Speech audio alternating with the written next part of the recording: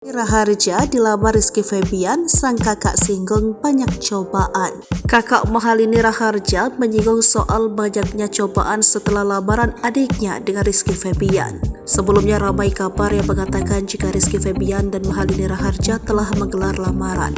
Kini akhirnya terbukti jika Rizky Febian melamar Mahalini Raharja pada Minggu 7 Mei 2023 kemarin. Acara lamaran Rizky Febian dan Mahalini Raharja digelar secara tertutup di Hotel The Langham, Jakarta. Menilik akun kakak Mahalini, Dion menuliskan pesan haru untuk sang adik. Melalui unggahannya tersebut, Dion menuliskan kebahagiaannya karena selangkah lagi sang adik akan menikah dengan pujaan hatinya. Di hari ini sebagai kakak sudah tentu ikut bahagia. Ucapkan selamat untuk Iki dan Lini yang membuktikan keseriusan kalian untuk mencapai satu tujuan, tulis Dion. Dion berharap Lini dan Iki selalu diberikan kelancaran dalam menjalankan semua rencana mereka. Pasalnya Dion yakin kelak akan banyak ujian yang harus mereka hadapi.